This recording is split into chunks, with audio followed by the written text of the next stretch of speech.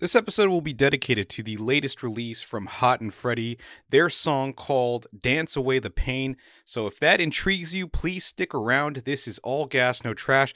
My name is Adam. Welcome back to the program. Welcome to a brand new episode. Before we get underway, we do have to do the Game Rage No Curse Minute, where we kill the first 60 seconds of the program in order to play nice with the YouTube algorithm with no cursing and no swearing whatsoever. First off, I want to give a quick thanks to everybody that has been listening to our program on RSS, Spotify, Apple Podcasts, or wherever you've been listening. We sincerely appreciate it. Secondly, those that have been liking, commenting, and subscribing on YouTube, it is much appreciated. We are currently at 145 subscribers, and man, I gotta tell you, I wasn't really expecting to get this far at this time, but we've made some real progress, and that's thanks in part to you, and that'll be the Game Rage No Curse Minute. Let's go ahead and get underway with the introduction for the episode. I'm not all that experienced with Haute Freddy's music. I've only heard their single called Scantily Clad, which is probably one of their earliest singles, if not their first single that they released back in 2024. But I only heard it just last year, and the only reason I checked it out was because somebody that I trust with music was following this band or this duo. I checked out the profile and wow, this is pretty extravagant for this band to have this whole Renaissance aesthetic. And I just thought it was very cool. It reminded me of like Chapel Roan. That's first thing that came to my mind, but it seems like they take it a little bit further. I haven't actually listened to the singles that have released since Scantily Clad, and it seems like some of those singles, if not most of them, have been added or are going to be on the debut album, which is releasing on March 13th on Atlantic Records. Yes, they are signed to Atlantic Records, and something I recently found out was that they were signed to Wasserman Booking Agency, if anybody cares to hear about that. The only thing I could say is that I know that they are in the space of doing synth pop music, but this is mostly entirely new to me. I don't have any other listening experiences that I've had besides the Scantily Clad single. So I'm very excited to hear this song, and I hope you are too. If this is your first experience of listening to Haute Freddy, hopefully you'll enjoy it. So let's go ahead and listen to the latest single from the band called Haute Freddy, their song called Dance Away the Pain. Let's give it a whirl. Going in.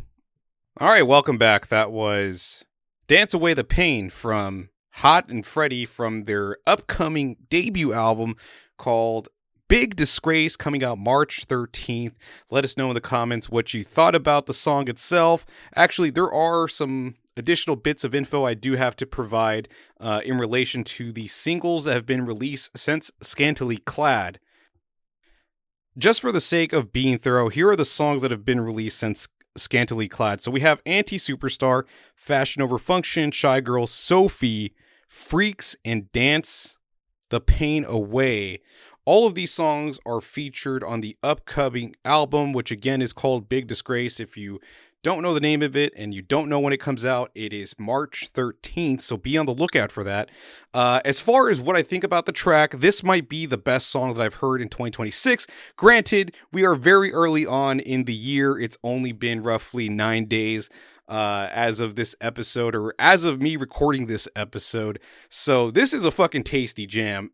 I get a lot of influences or vibes from different artists from decades past, and perhaps even more contemporary artists. All right, so it is no secret that Haute Freddy makes synth pop music, so naturally where my mind goes is, I think of like Cyndi Lauper. I think of Madonna when she released her song called Vogue, especially when that part, when it kind of transitions over to being more like a spoken word, and it's like breakdown in the car.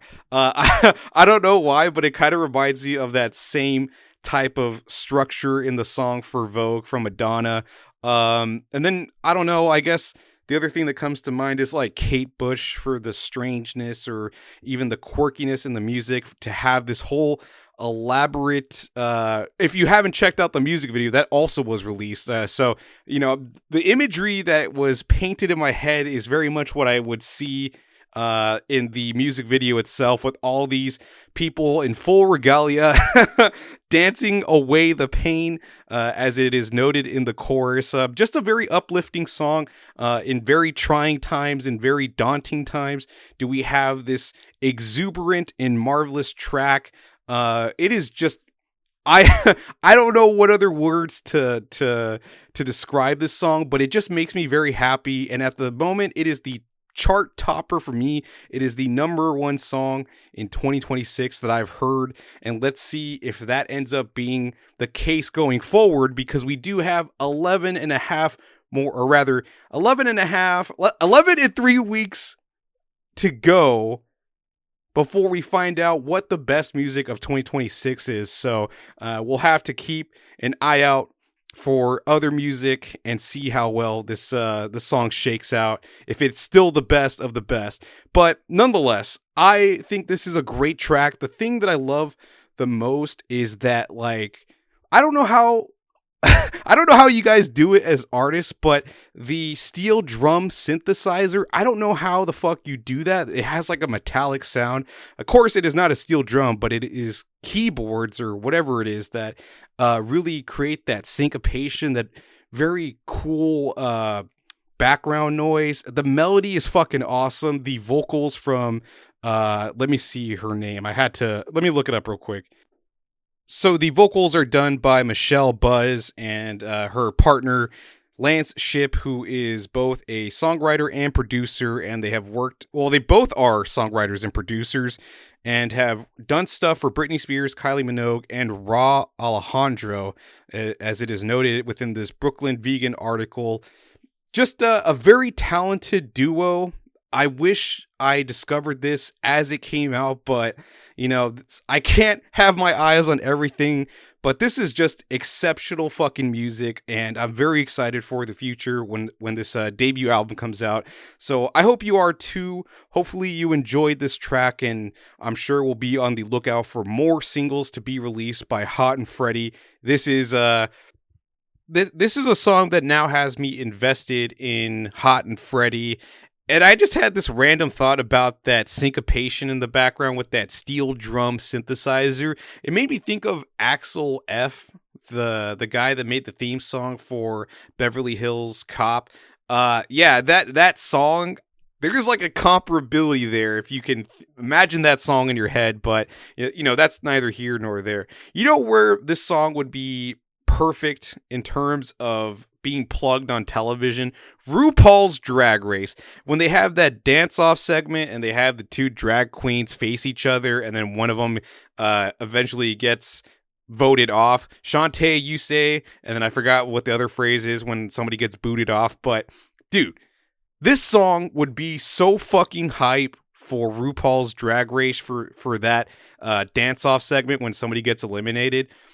Fuck yes, man. Make that happen. I want to see Atlantic Records or whoever the publisher of Haute Freddy is, make it happen. I want to see Haute Freddy on RuPaul's Drag Race. Going forward, we will be paying attention to the singles that are released after the fact of this one. So be on the lookout for that. We'll keep track of all the singles leading up to the album. But that's going to do it for me. Thank you so much for tuning in, and I'll catch you all next time.